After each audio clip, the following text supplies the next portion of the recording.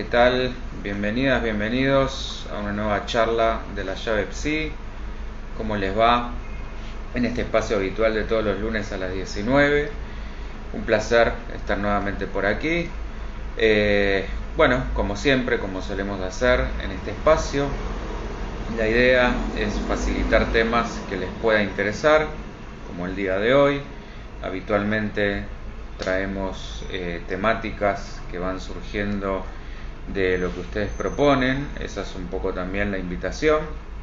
Así que todo lo que tenga que ver con estas cuestiones que pueda llegar a ser de su agrado, síganos. Estamos en las distintas redes: Facebook, Instagram, TikTok, canal de YouTube, donde se pueden suscribir, pueden dejar un me gusta. Eso ayuda a que el canal continúe creciendo.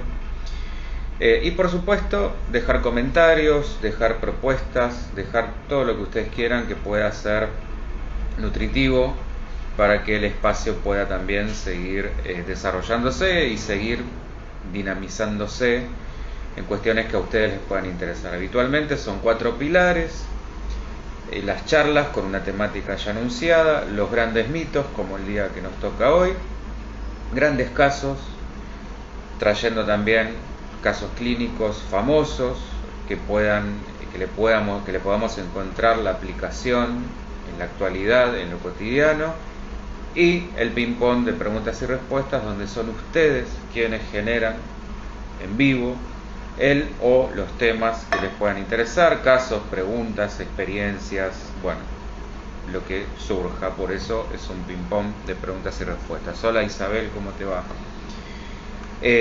Dicho todo esto, la página, layavepsi.net. Hola Camila, ¿cómo estás? Que es donde van a encontrar subido todo este material, todas las charlas que se dan en vivo, además de meditaciones, relajaciones, todo lo que ofrecemos en cuanto a cursos, talleres, seminarios, formaciones de especialización, tanto para público en general que busquen un crecimiento personal, como colegas de la salud mental que quieran perfeccionarse, que quieran adquirir nuevas herramientas, que quieran también implementar esto para su propio desarrollo y autoconocimiento. Y los 4 pilares de los que hablaba también son un enfoque múltiple, integrativo de la psicología en conjunción con muchas otras disciplinas. Es un abordaje biopsicosocial y espiritual. Eso es lo que propongo, lo que me interesa, que apuntemos más que nada a fomentar un pensamiento crítico, que es hoy, creo, es mi humilde parecer, lo que más está haciendo falta para no dejarnos avasallar por un costumbrismo, a dejarnos influenciar por el pensamiento del otro, por el pensamiento masivo, el pensamiento dominante, el deseo del otro, de los más poderosos, a dejarnos manipular. Hoy justo la charla va a ir mucho sobre esto, a dejarnos influenciar, muchas veces no dándonos cuenta de esto. Voy a subir un poquito el volumen para que se me escuche bien. Así que bueno, de esto básicamente se trata. Habitualmente los temas van estando hilados, todo en relación con todo, así que va a ir siendo en realidad un continuo donde desde distintas puntas o aristas todo se termina uniendo, todo termina confluyendo. La idea es que esto sea un espacio interactivo, así que anímense a preguntar, comentar, interrumpir, cuestionar. Esa es la idea. Y también decía, invitarles a salir del pensamiento binario, de esta lógica de blanco-negro. Hola Ana María, ¿cómo estás? Siempre ahí, leal. Bien, ¿estamos? De esto se trata. Bueno, y hoy, como suele suceder, yo, si bien hoy lo que toca es el espacio del mito, por supuesto que voy a hablar del mito, pero esto va a ser como una perspectiva especial del mito, porque va a estar hilada con el concepto, con que podamos diferenciar, hola Ana, ¿cómo estás? Con que podamos diferenciar el rasgo del trastorno, de la patología narcisista, que podamos diferenciar también un narcisista de un psicópata, que podamos relacionar con la elección de objeto que uno hace desde el narcisismo, que podamos también ver los criterios de un trastorno narcisista, que podamos aprender a identificar cuando estamos hablando de una personalidad narcisista, qué hacer en esos casos. Bueno, relacionar el mito con todo esto. Es muy probable, dada la complejidad y profundidad del tema, que quede corta la charla, por lo cual por ahí vaya a ser necesaria una segunda parte, lo anticipo, pero iremos viendo, vamos a ir viendo cómo se va desarrollando la cuestión y si podemos llegar a meter todo, buenísimo, si no, quedará para una segunda parte, porque el tema creo que amerita para largo. ¿Estamos? Hola Carlista, ¿cómo estás? Sí, es un temazo, es un temón y creo que hay que darle como muchas vueltas. No tiene desperdicio por donde lo miremos, porque además, para poder darnos cuenta cómo muchas veces quedamos envueltos en este tipo de relaciones, no solo a nivel pareja, sino aprender a detectar y qué hacer con esto. ¿Está? Bien, bueno, vamos a arrancar por el mito, que es en realidad lo que nos trae hoy. Y la historia más conocida en este aspecto es la que se atribuye al poeta latino Ovidio en su obra Las Metamorfosis. Esta versión, Narciso, fue el resultado de una violación. Ya empezamos con todo, viene el estilo mitológico griego. Hola Laura, ¿cómo va? Una violación del dios del río Cefiso a una ninfa que se llamaba Liríope. Bueno, ¿por qué digo esto? Porque esto va a ser clave, este punto, el de la violación, para ir entendiendo el déficit narcisista con el que nace este personaje Narciso, porque ya de movida pensemos que no fue un hijo deseado. Punto 1. La madre de Narciso, preocupada por el futuro de este niño, se dirige a Tebas, y acá empiecen a relacionar con Edipo, se dirige a Tebas a consultar a un famoso vidente ciego que se llamaba Tiresias. ¿Se acuerdan? Lo mismo que pasó en el mito de Edipo. Y le preguntó si su hijo Narciso iba a tener una vida larga. Entre paréntesis, acuérdense que en esa época la expectativa de vida era muy corta, entonces hablar de una vida larga era una virtud para pocos. Entonces le pregunta a este vidente si iba a tener una vida larga, a lo que Tiresias le responde que sí, siempre y cuando no llegara a conocerse. Ojo. Y que esto, ¿por qué digo ojo? Esto en realidad era una parábola sobre verse a sí mismo, literalmente sobre verse. Y no solo en cuanto a su aspecto, acá por fuera de lo literal, sino a que mientras el narcisista no sepa de su condición, puede ir por la vida como si nada, pero de darse cuenta, podría caer en una melancolía tal que su vida podía correr peligro.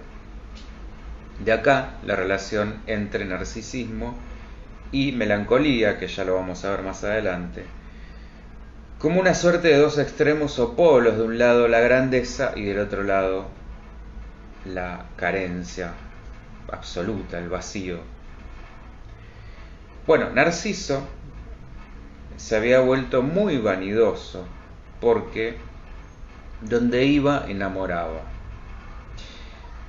Pero ¿qué pasa? No podía sentir la belleza que otros veían en él, ni siquiera podía sentir esa belleza en la naturaleza que lo rodeaba.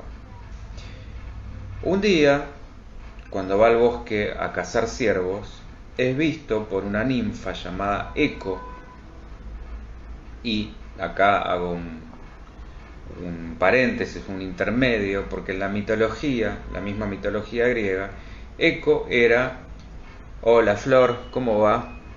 Eco era una ninfa de la montaña que amaba su propia voz. O sea, fíjense que tenemos a Narciso por su lado, que se amaba demasiado a sí mismo, a su aspecto, y a esta ninfa, Eco, que amaba su propia voz. Se cuenta que de su boca salían las palabras más hermosas, pero fue castigada. De vuelta, vayamos viendo cómo vamos encontrando siempre esta cosa recurrente de excesos y castigos en esta cuestión de las mitologías, por eso, por lo menos para mí, son tan interesantes. Hola Flor, ¿cómo va? Y hola Ana María de vuelta. Decía, fue castigada porque intentó distraer a la diosa Hera, mientras Zeus, que era el dios de dioses, cortejaba a otras ninfas y así les estaba dando tiempo para que se escaparan. Hera, ¿qué hace?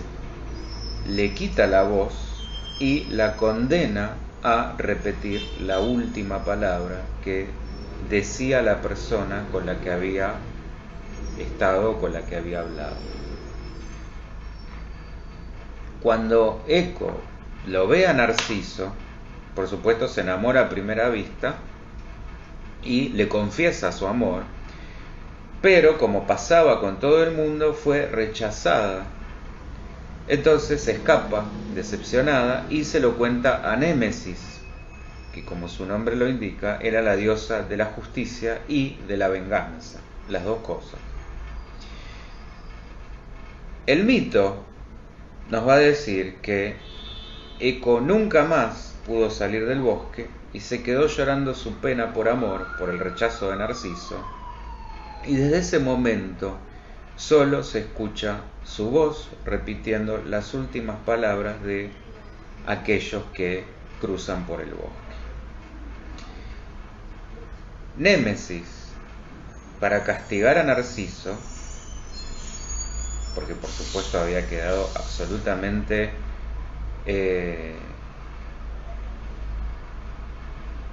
enojada por la actitud que había tenido con Eco, lo engaña para que se acerque a un arroyo de aguas cristalinas y Narciso, al verse reflejado, queda extasiado de su propia belleza, y esto lo hacía volver todos los días para verse y para seguir deleitándose con su imagen, pero a ese éxtasis empezó a seguirle una suerte también de desazón y de bronca por no ser correspondido, hasta que un día no aguantó más esa frustración y se quitó la vida arrojándose al agua, en un intento desesperado por alcanzarse a sí mismo, por alcanzar su propia belleza y su propio amor.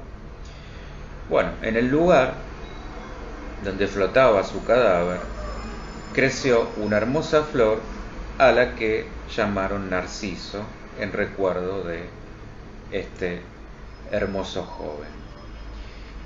Otro dato interesante que por ahí no fue de los que más hayan trascendido, hola Isabel, otra vez, ¿cómo estás?, es que Narciso muere en el lago donde confluían los ríos que llevaban el nombre de sus padres. Acuérdense, Cefiso y Liríope. Esto, en términos psicoanalíticos, se llama narcisismo parental. En otras palabras, diríamos que Narciso muere víctima de un ideal imposible de alcanzar, que fue aquello que sus padres proyectaron en él.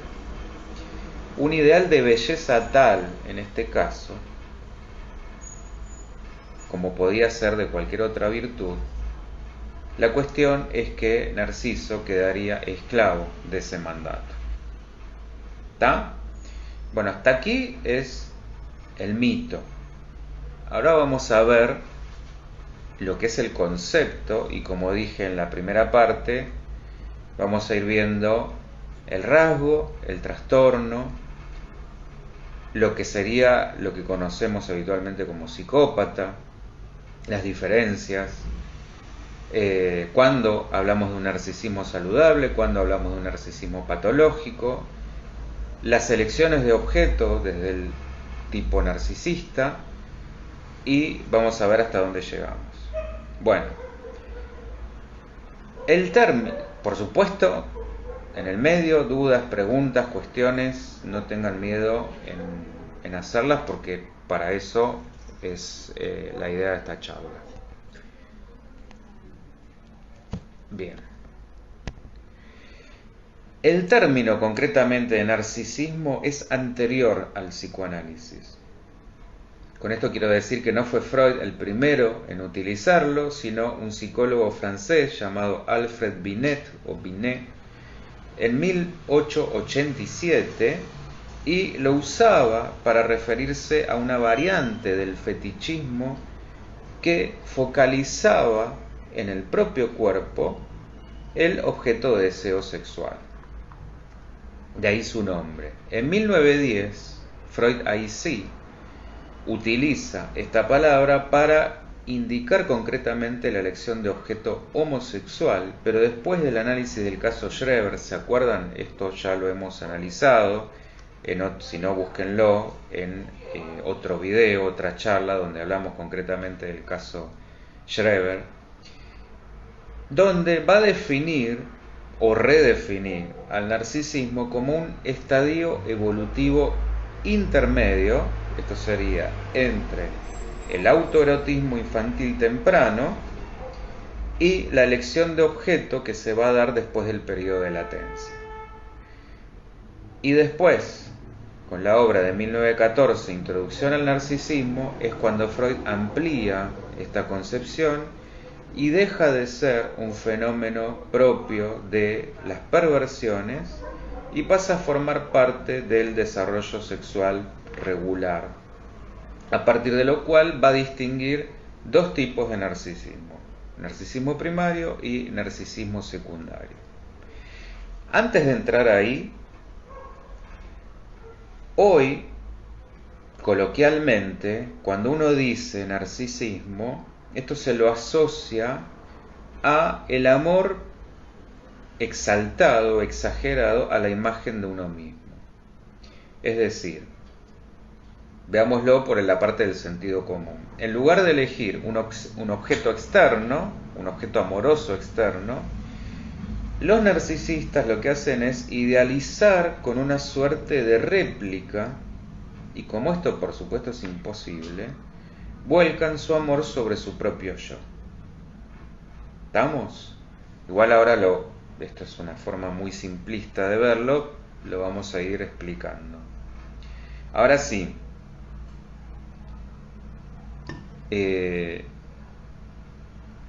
Introducción al narcisismo, esa obra, implica un punto de inflexión, porque hasta entonces Freud se encontraba, ¿se acuerdan cuando vimos también el caso Dora?, con sus primeras pacientes histéricas, donde lo que aparecía era fundamentalmente la represión de sus deseos sexuales.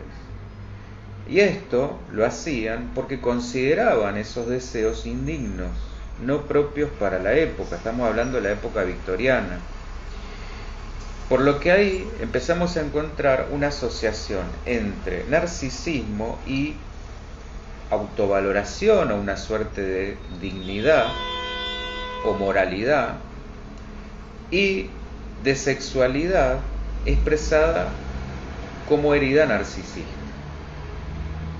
Es decir, si alguna osada, atrevida de esa época, transgresora, decidía expresar libremente su sexualidad, esto pasaba a representar, y había que sobrellevar ese costo, una herida narcisista, es decir, se veía como poco digno, poco moral, como que devaluaba, valga la redundancia, el valor de esa persona. Entonces, a partir de ese momento bisagra, se da en el sujeto un balance entre ciertos ideales que conforman su yo ideal, esto sería quien quiere ser, y la representación que tiene de sí mismo, quien cree que es, que esto sería el ideal del yo. Dicho de otra manera, aparece un conflicto entre las necesidades narcisistas y las necesidades sexuales. Mientras algunos las reprimen, otros las van a expresar, las van a potenciar, como dije hace un ratito. Freud, en esa época, nunca habló de autoestima. La acepción original iba de la mano del mito, en el sentido que vimos de que en esto de que Narciso no podía relacionarse con el otro, que no reconocía a ese otro como diferente, solo veía o solo lo ve a ese otro a su imagen y semejanza. El narcisista, esto como para ir empezando a delinear una suerte de identikit, está enamorado de su propia imagen. Ahora vamos a empezar a ver lo que sería el rasgo y el trastorno. Insisto, comenten, pregunten, si no yo avanzo y por ahí no sé si se va entendiendo. Una cosa es tener algo de y otra es una estructura. Esto también lo venimos viendo. Vean si no la charla de estructuras psíquicas y mecanismos de defensa. Pero para decirlo fácil sería esto. Una cosa es tener algo y otra es la estructura, donde la general del comportamiento, del funcionamiento de esa persona en sus distintas áreas, está tomada por la patología. Una cosa es ser un poquito y otra es ser todo el tiempo. Entonces, ahora sí, como prometí hace un ratito, nos vamos a meter con los dos tipos de narcisismo, primario y secundario. Freud se va a referir al primario para dar cuenta de un estado de satisfacción del feto en el útero materno. Una suerte, ¿se acuerdan esto también? Una suerte de nirvana, donde no hay diferenciación con el otro. Está fusionado. Y en cuanto al autoerotismo que ese infante va a encontrar en su autosatisfacción. Por eso Freud decía que eran perversos polimorfos, porque encontraban múltiples vías de satisfacción. Cuando el otro aparece y ese sujeto dirige su libido hacia esos objetos para luego regresarla sobre sí, es que hablábamos de narcisismo secundario. Pero ya ahí tuvo que ser necesario un proceso de diferenciación de yo y de no yo para poder dirigir esa energía de mi yo hacia un otro y poder regresarla sobre mí. ¿Está? ¿Estamos hasta acá? Bien. En relación con lo que dije hace un rato sobre los ideales yoicos, ideal del yo y yo ideal, Freud enaltecía esa etapa omnipotente llamando su majestad del bebé, así la llamaba, que fue como alguna vez a qué edad del infante, me dice Carla. Y esto esto es desde fíjate que yo estuve hablando de el feto en el útero materno, o sea, bien desde el comienzo de la vida hasta ya que está la capacidad de empezar a darse cuenta, a tomar conciencia de ese adentro y ese afuera. ¿Estamos?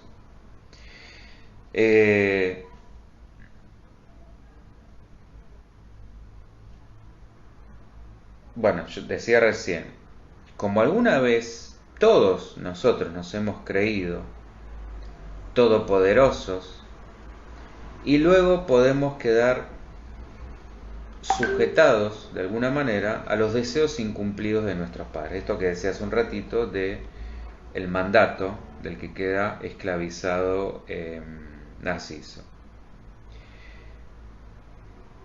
Ese deseo de omnipotencia no solo es proyectado al bebé, sino también a los padres. Como padres ideales, es como un ida y vuelta, como padres ideales de un niño también ideal, padres deseantes de volver a ser ese niño rey. La llegada de un niño va a simbolizar la resurrección, el deseo de esos padres de proyectarse ellos mismos en ese otro. Entonces ese idilio, si bien es necesario para asentar un narcisismo sano y estructurante psíquicamente, el problema surge cuando no podemos escapar de ese lugar ideal en el que nos pusieron, porque nos captura en un lugar dependiente y enfermizo, más del lado, por supuesto, patológico del narcisismo o de los amores malsanos. ¿Está?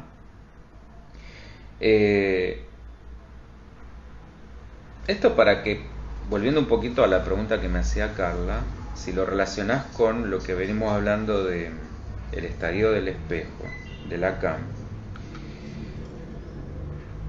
¿te acordás que estábamos hablando de los primeros 6 meses de vida cuando ese niño puede verse y encontrar como esa primera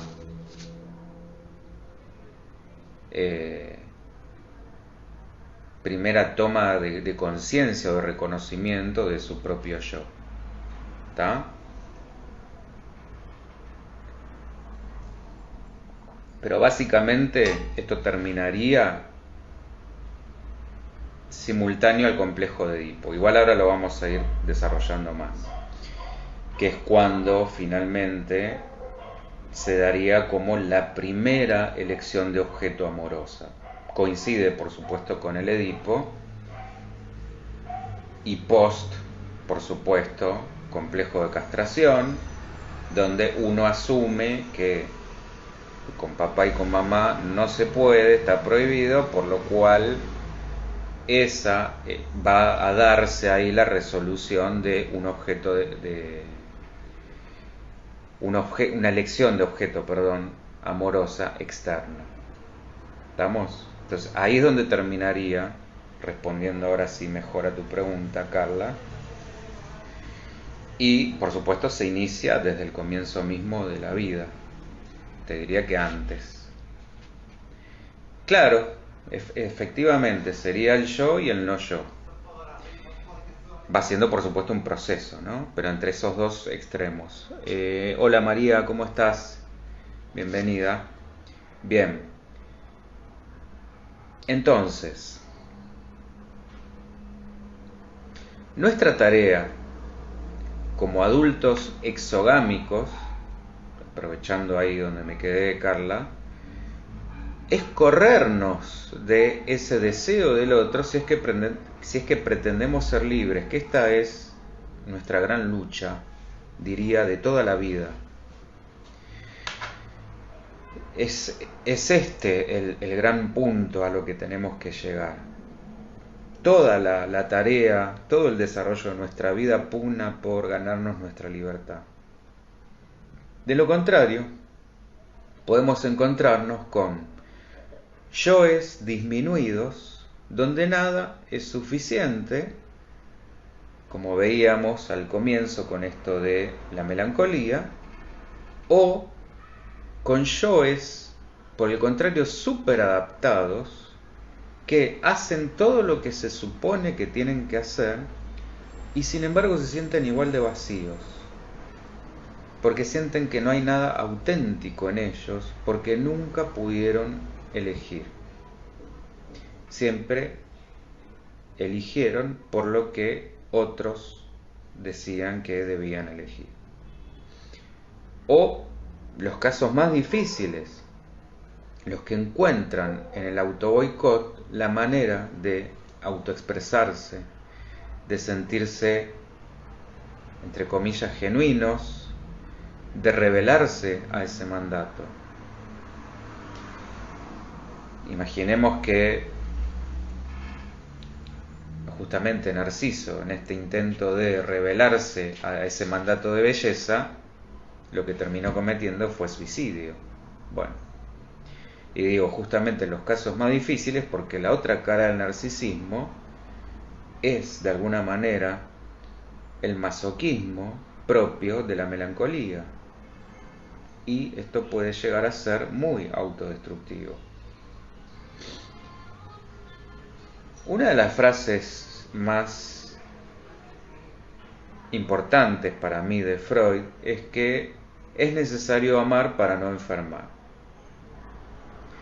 Yo le agregaría que antes es necesario haber sido amado, porque es muy difícil aprender a amar no habiendo sabido qué es el amor.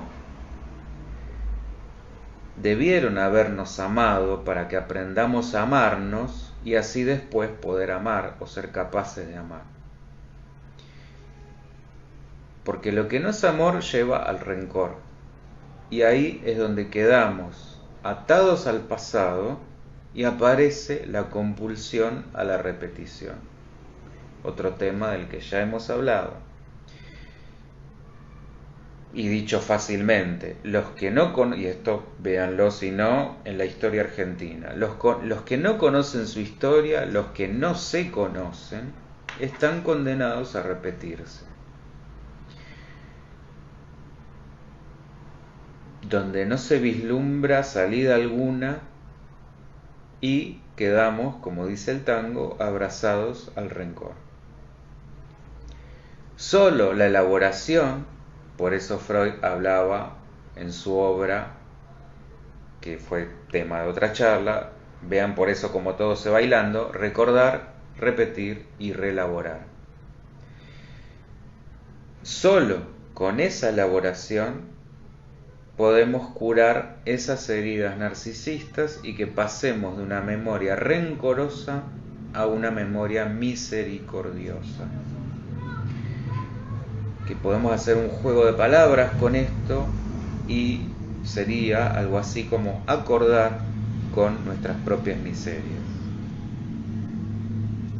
¿Está? Flor, es increíble cómo se relaciona un tema con otro. Sí, bueno, es que esa es la idea, para que no quede todo como descolgado y perdido, pues eso es lo que me interesa, porque básicamente es lo que va ayudando a un pensamiento asociativo y un pensamiento crítico, que es lo que propongo lograr. Ahora, veamos el sujeto del mito. Pongámonos por un momento en la piel de Narciso. Dejemos de pensar por un ratito el mito y pensemos en el sujeto. Un sujeto parido semidios por la unión de una ninfa y un dios río, predestinado a morir a menos que evitara conocerse a sí mismo. Esto, si lo pensamos, es bastante paradójico, porque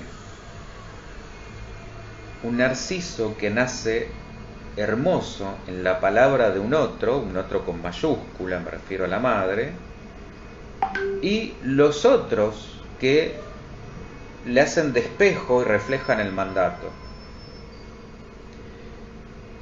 un joven venerado que, ignorando la profecía del oráculo, ¿se acuerdan también? Esto vuelve a ser un tema recurrente en la mitología. En este caso, más que del oráculo, la profecía del ciego Tiresias, el mismo del mito de Edipo, confirma su destino. No más que amado, incapaz de amar, conoce al único que merece su amor, él mismo, y el precio es la muerte. Esta suerte de Narciso, si lo ponemos al diván, nos habla de una madre que lo ama porque lo ve, y lo ve hermoso por sobre todos los demás. Recrea en él esta ilusión de la completud, de la perfección. Completa su falta con lo que puede ver en él, la creencia de la perfección divina. Entonces vayamos viendo cómo acá confluye el mito y esta idea de semidios con la psicología, con esta idea de completar la falta, con esta idea de que, bueno, si este tipo era un semidios, estaba por sobre el resto de los mortales y por ende no conocía falla alguna. Y acá es donde Freud va a tomar esto para explicar el egoísmo que sumerge a quienes se paran sobre un ideal como Narciso. Esto es lo que me interesa, que podamos tomar del mito lo que Freud adaptó para darle forma a su teoría y que podamos entender cómo funciona la cabeza de un narcisista a partir de esto. Entonces, como se para sobre un ideal, es más que, no tiene culpa, y por ende, si no hay culpa, no hay miedo al castigo, porque el rechazo de todos los que se enamoraban de él, no había miedo a ser vengado de todos esos rechazos. Lo que finalmente termina logrando Némesis. Narciso se enamora de sí mismo haciendo la elección de objeto narcisista, que ya lo vamos a ver. Pero, en concreto, Narciso es yo, es él mismo, es su propio yo. Es un yo libidinizado, un yo que hace de objeto, de único objeto de amor, un yo egoísta, enamorado, un yo que no deja espacio para otro objeto, un yo que, amado de esa manera, nunca va a ser amante. Entonces, el objeto de la libido y la libido yoica confluyen en esa imagen que lo deslumbra, que lo atrapa, que lo encandila y lo aleja de todo lo que no sea su propio yo. Un mundo de afuera que queda totalmente vaciado de libido y depositada toda esa energía estancada en su propio yo, como esa imagen que se refleja en el agua. Narciso no se reconoce, por supuesto, en la imagen porque se ve por primera vez y ahí es donde queda atrapado, donde queda como poseído y donde se arroja, llevado por su propio deseo.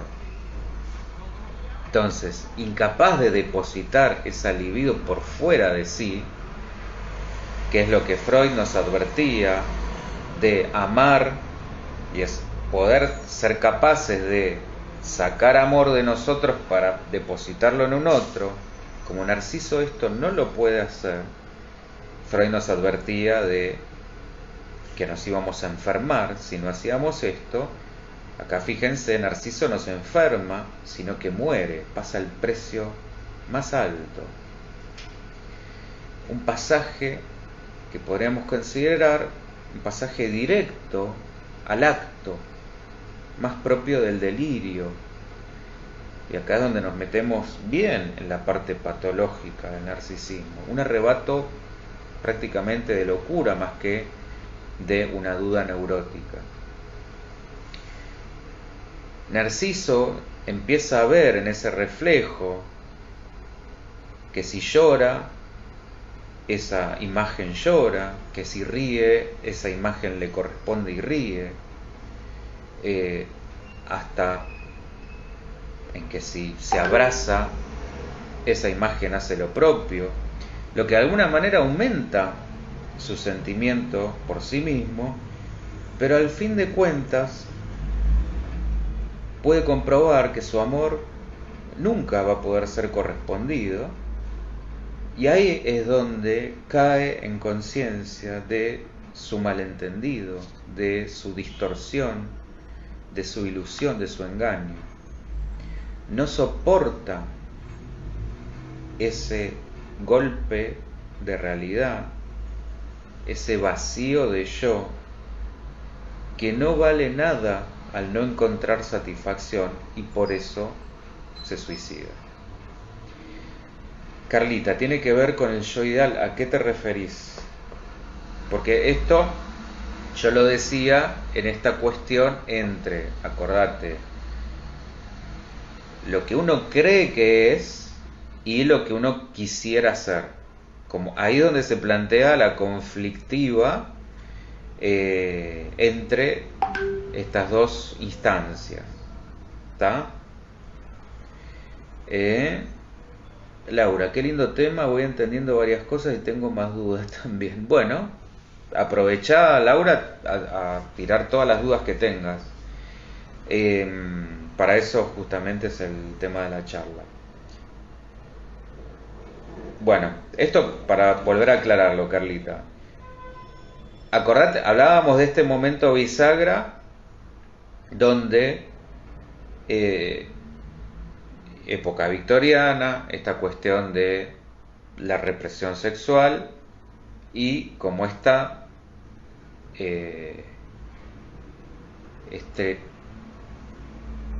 esto que se encontraba Freud con lo que él llamaba sus pacientes histéricas, que al principio creía que era más una cuestión simulada o necesidad de atención, una lectura bastante, lo que hoy entenderíamos como una lectura bastante machista. Pero el mérito de Freud en ese momento fue que logró darle voz a las mujeres, porque básicamente nadie las escuchaba y todos suponían esto, que estaban simulando, que estaban simplemente queriendo llamar la atención. Bueno, no. Freud se empieza a dar cuenta que lo que les pasaba era síntoma de un malestar psicológico, de una realidad psíquica. Entonces empieza a ver que estaba como esta cuestión de, bueno, si expreso mi sexualidad pasa a ser como una herida en el narcisismo de la época, sintiéndose menos morales, menos dignas, y si no lo hacían, esto quedaba reprimido y generaba sintomatología. Entonces esta lucha entre ciertos ideales que conformaban el yo ideal, que es esto de quién quiero ser, y la representación que cada uno tiene de sí mismo, que es quién creo que soy, que esto es el ideal del yo. Esto básicamente se nos plantea a todos. Es una buena pregunta que nos podemos hacer a diario, de, bueno, ¿quién creo que soy y quién quiero llegar a ser? Y ver qué tanto estoy cerca o no de ese quien quiero ser. Y también qué tanto está puesta la vara en ese quien quiero ser. Y si es una elección concretamente propia, si estoy caminando hacia la realización de mi deseo, de mi verdad, de mi libertad, o si estoy siguiendo un mandato. Bueno, todo eso. ¿Estamos? Eh, bueno, en este sentido, que lo veníamos relacionando, la idea sería justamente, es el proceso de autoexpresar la sexualidad y sin que esto tenga que ver con una desvalía o desvalorización de la dignidad. Por eso yo lo situaba, lo contextualizaba en la época victoriana, donde fue que Freud empezó a encontrarse con estos casos. ¿Está? En ese momento sí apareció ese conflicto entre las necesidades narcisistas y las necesidades sexuales. Bien, ahora vamos a ver lo que dice el DSM-5, que esto traducido. Flor, creo que cuando hablaba Carla del yo ideal lo asemejaba a una idealización de uno mismo tal vez inalcanzable. Bueno, sí, esto está muy presente en el, que ahora justo lo iba a hilar por ese lado, está muy presente en el narcisista. Y vuelvo al mito, esta idea de yo soy más, estoy por encima, acuérdense de esta cuestión del semidios. Hay una idealización exageradísima, eso por un lado.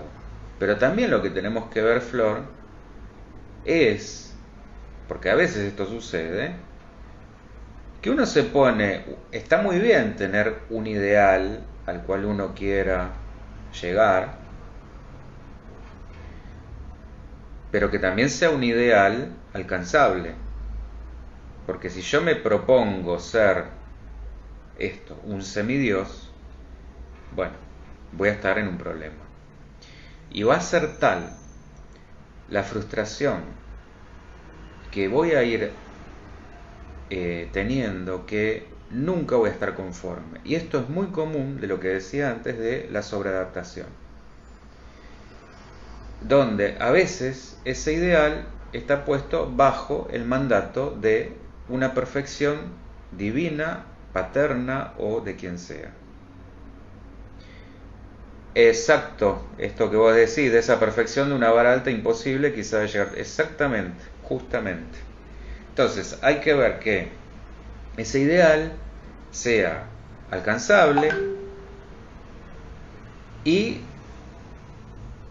ir midiendo qué tan cerca o no tan cerca estoy de ese ideal para que yo me pueda ir sintiendo digno conmigo, que esto es lo más importante, que uno pueda mirarse en ese espejo, en ese reflejo del agua, cual Narciso, y aún con sus propias fallas y falencias, estar en paz, poder dormir en paz, que uno está caminando, está siendo coherente y auténtico con ese al que quiere llegar a ser. Que por supuesto que quizá nunca lo alcancemos del todo, pero con que vayamos yendo hacia ese lugar, que es muy diferente a estar absolutamente escindido. ¿Estamos? De esto se trata. Ahora, ¿qué nos dice? ¿Qué es el DSM-5? Esto es el Manual Diagnóstico y Estadístico de Trastornos Mentales de la Asociación Americana de Psiquiatría. Es lo que se utiliza básicamente para diagnosticar, lo que utiliza cualquier psiquiatra, y lo que estudiamos en la carrera para entender los diferentes desórdenes y trastornos mentales. ¿Está? Se los voy a leer,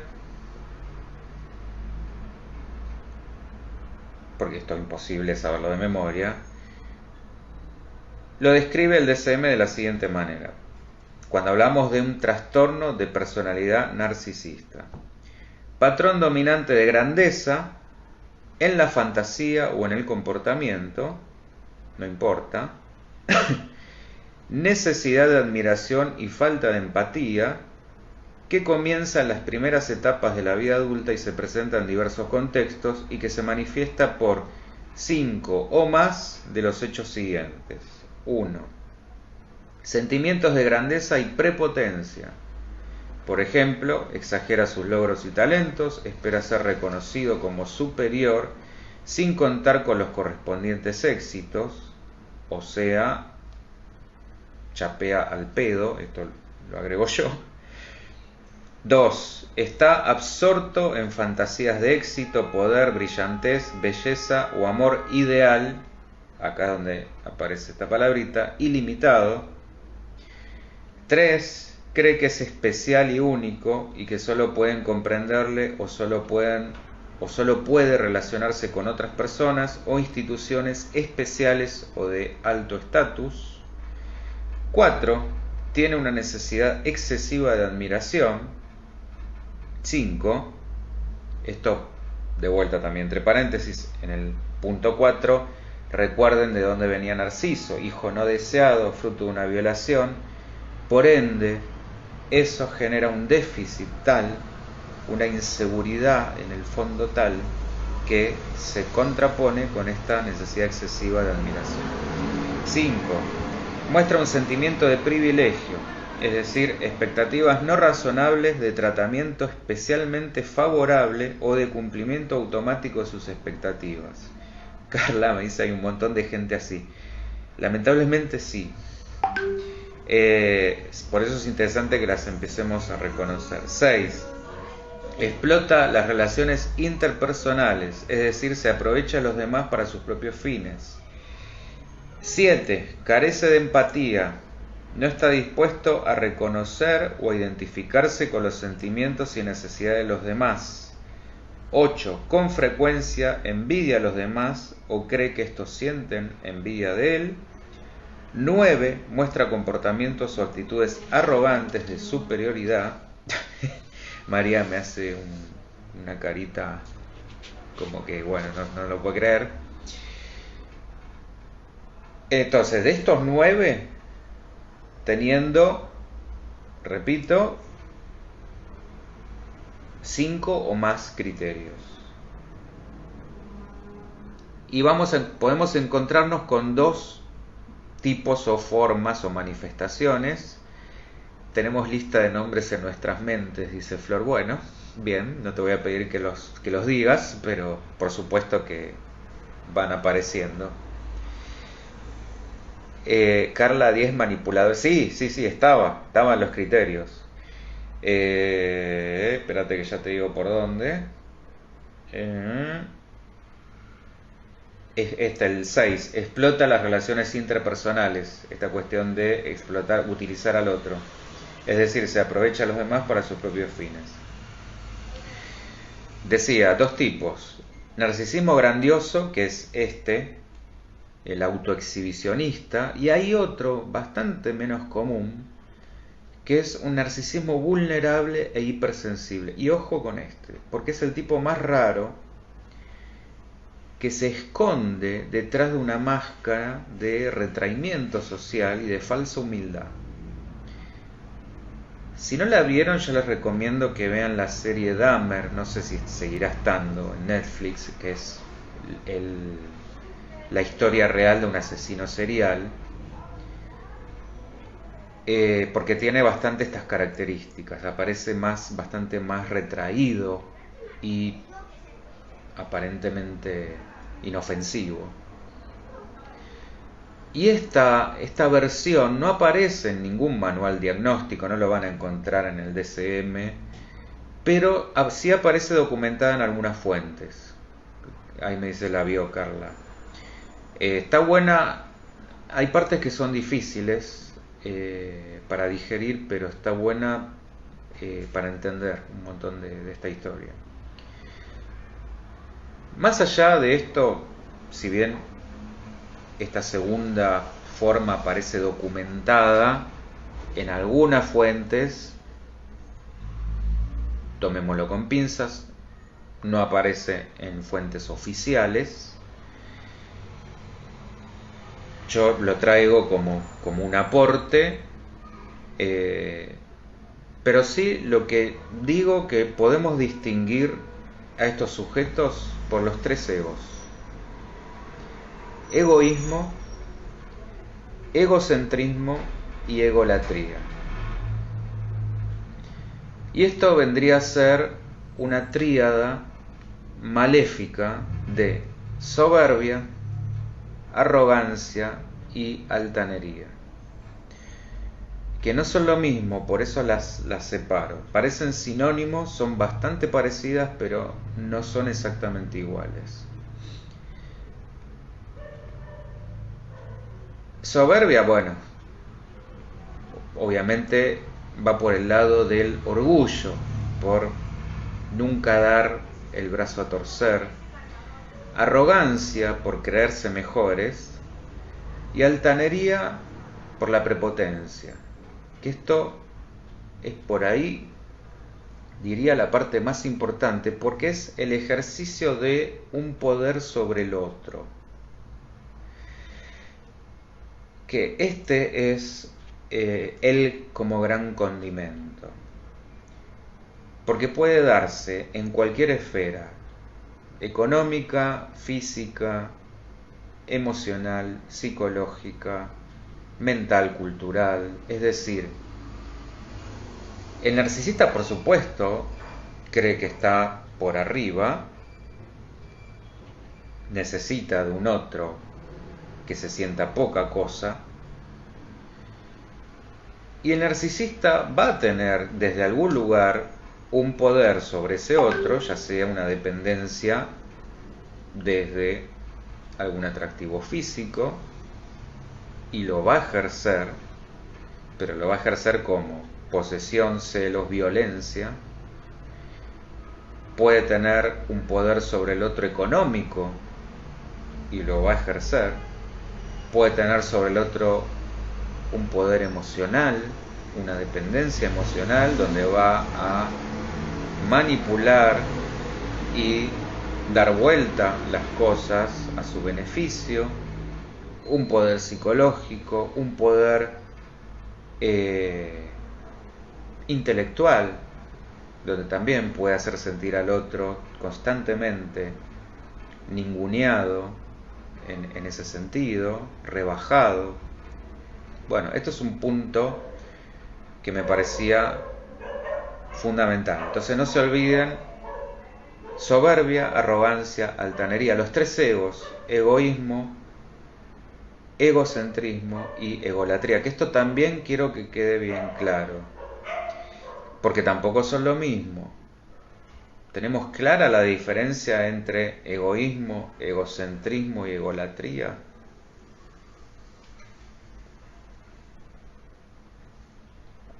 Si no, lo explico.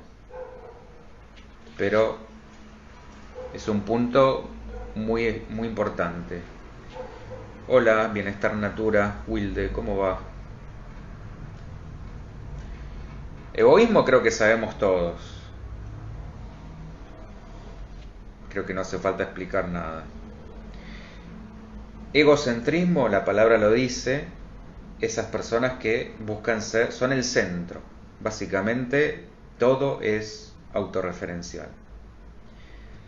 Y egolatría, que por ahí está la que pasa más desapercibida y la menos entendida, es la necesidad de ser venerados, no admirados, venerados, que es otra distinción. Una cosa es la admiración, que yo creo que es un punto necesario para el amor. Creo que es necesario admirar para poder amar. Otra es la veneración, que tiene que ver más con la devoción, con el fanatismo, con una suerte de el otro es, volvemos al mito, un semidios al que hay que venerar, al que hay que rendirle pleitesía, al que se le besa el anillo, al que por el cual nos postramos, nos arrodillamos, una suerte de relación de maestro y discípulo, donde no hay lugar a ningún cuestionamiento, es verdad revelada. Que otra cosa muy distinta es admirar en el otro una cierta virtud, poder reconocer que el otro en algo es brillante y que uno le gustaría tenerlo, pero uno eso lo admira y no deja de ver que en otras áreas esa persona es humana con sus falencias también. Bueno, esto es muy diferente, esto es el endiosamiento, bien digo. ¿Estamos? Entonces, estas tres cosas: egoísmo, donde básicamente solo pienso en mí; egocentrismo, donde todo gira a mi alrededor; y egolatría, donde exijo esa veneración. ¿Está? Bueno, hasta acá, ¿cómo estamos? ¿Dudas, preguntas, cuestiones? Me está quedando más que corto el tiempo. Vamos a avanzar un poquito más, pero vamos a dejar bastante, creo, que para la parte 2. Carla, siempre domina el poder sobre el otro. Sí, sí, de eso se trata. Por eso esta cuestión de la manipulación. Pero básicamente es eso, es porque un amor bien entendido, está bueno que lo traiga, un amor bien entendido en términos sanos es que justamente nosotros somos, porque muchas parejas se establecen desde lugares, no existe una pareja que sea perfectamente par en todos los aspectos. Entonces la idea es que si uno reconoce que en algún aspecto puede ejercer un poder sobre el otro, porque ama bien, porque justamente cuida a ese otro, no ejerce ese poder. Vamos a darlo en un ejemplo bien concreto. Una pareja donde por ahí uno gana más dinero que el otro, el que gana más dinero podría ejercer, si quisiera hacer un daño, un poder donde ate a ese otro desde alguna coerción material, o desde esto de que, bueno, yo gano más, por lo tanto, no sé, tengo más derechos, me atribuyo más privilegios, o empieza a, de alguna manera, castigar o condicionar al otro en base a esa asimetría de poder. Esta es la cuestión. Entonces es poder replegar esa parte y no ejercerla. María, ¿son poco autocríticos o no ven que tienen esas características? Hablo de ego, egocéntrico. Bueno, acordate que hablábamos de cuando uno se pone en ese ideal, por supuesto que no hay lugar para la autocrítica. Está absorto en ese ideal. Acordate también que hablábamos de esta cuestión fantasiosa. Lo voy a decir a lo burdo. Esto es como el que, como dice el dicho, más alto de lo que le da. No lo voy a decir completito, pero bueno, ustedes me entienden. Bueno, básicamente es eso. Son personas que se creen esa realidad, se la fabrican. Decíamos, no tienen con qué responder, no es que hay hechos que avalan que son los campeones del mundo, pero se creen los campeones del mundo. Este es el punto. Bajarse de ese pedestal implicaría una herida tal a ese ego que muy posiblemente caerían en el otro lado, que es la melancolía. Entonces, para no arrojarse a ese abismo, a ese vacío donde deberían reconocer que no tienen nada de especiales, con todo el dolor del mundo que esto implica, es más fácil seguir en ese mundo de fantasía. No sé si me explico. Carlita, amar sus defectos y virtudes. Sí. Bueno, acá no hay defectos. Este es el tema. Son puras virtudes. Bueno, otra relación interesante, porque el narcisismo llevó a reformular el complejo de Edipo, porque solo se lo encuadraba, acuérdense, dentro del deseo sexual incestuoso. ¿Recuerdan esto de la fantasía de acostarse? Bueno, fantasía no, eso con el diario del lunes, pero en el momento esto se siente así. El deseo, mejor dicho, de acostarse, ya sea con el padre o con la madre, que ahí aparece la ley, el tabú del incesto, y lo que va a dar lugar a el complejo de castración y el nacimiento de el super yo. Flor, son personas que se rodean quizá de personas que no tienen tanta personalidad, que alimentan el ego de ellos, no quieren competencia porque se creen mejores y manipulan a los que lo rodean. Por supuesto, exactamente. Ahora igual vamos a ir viendo cómo detectar y cómo corrernos. Pero, esto que decía, reformular el complejo de Edipo no en cuanto a esta distinción de el deseo sexual incestuoso, sino reestructurarlo en términos de preferencias. Esto también es, pero recontra importante. Es decir, no es que ese niño o niña busque acostarse con la mamá o con el papá, sino ser más querido por uno de ellos. Esto asemella en un triángulo amoroso que después se va a replicar en cualquier otro entorno que conlleve la formación de otro triángulo, donde haya que competir con un tercero por ganarse la preferencia de alguien.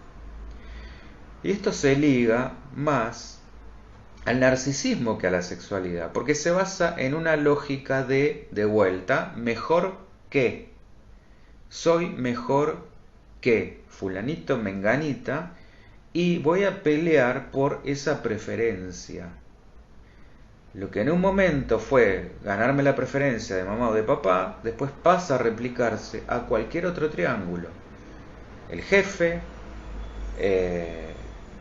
no sé, un triángulo amoroso, hermanos, amigos.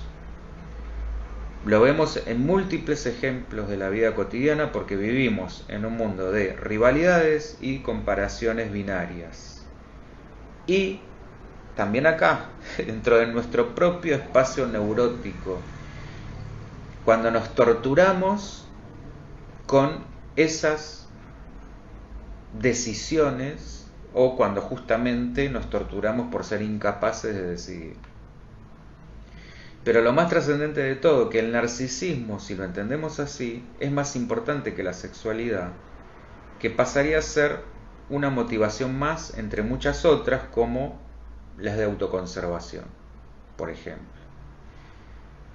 Y en este aspecto, el narcisismo puede llegar, si esto lo pensamos bien, a propiciar cuadros como la anorexia nerviosa.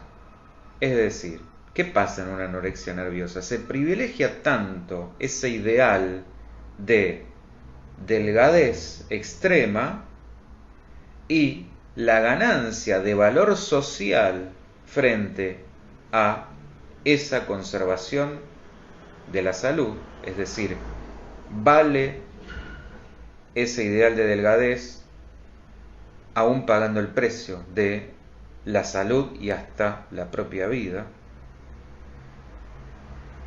O el caso de los deportistas extremos, por ejemplo. ¿Estamos? Ana María, muy rico el tema, ¿lo continúas la próxima? Sí. Una cosita más y por ahora vamos a dejar acá. ¿Qué distinguiría un narcisismo saludable de uno patológico? Bueno, una dosis equilibrada de amor propio que no procure ejercer un poder en cualquier área sobre nadie. Una medida de amor sana que sea para uno y para los otros, que es todo lo contrario de lo patológico. El narcisista patológico va a buscar vínculos a los que someter y está atrapado en una valoración interminable de sus acciones. Todo lo que haga va a estar siempre basado en cuánto se lo valora, cuánto lo veneran, volviendo a ese punto.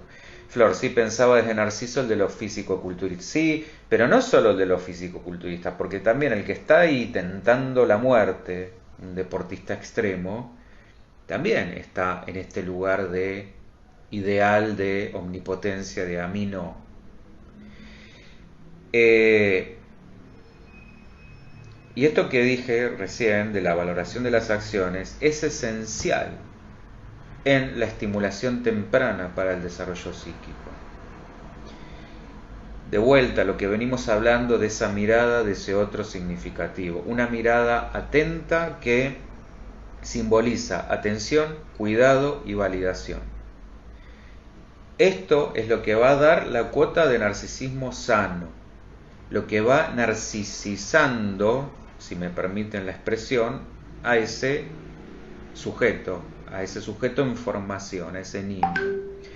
Si en lugar de esto, si en lugar de esa valoración, de esa mirada amorosa, hay desautorización, desamor, esas funciones, si esas funciones dejan de hacerse, el narcisismo, fíjense que por eso va a funcionar como nutrición, como alimento psíquico. Y esto es fundamental para entender ciertos déficits psíquicos que suceden cuando todo esto se deja de llevar a cabo. Carla, si tenemos amor propio no aceptamos al narcisismo enfermo. Sí, lo que requiere igual un trabajo permanente, porque esto del amor propio se tiene que trabajar, es como una plantita que hay que regar en continuo, no es que, bueno, uno ya vino con una cuota de amor y ya está, ya me puedo quedar tranquilo, no. Hay que estar muy atento a esto. María, totalmente respecto a te doy si me das, no me valorás cuando en realidad pretenden que los veneres. ¿Sí? A ver, de vuelta, el otro no importa, solo importan ellos. El otro está ahí puesto justamente como un objeto que debe venerar.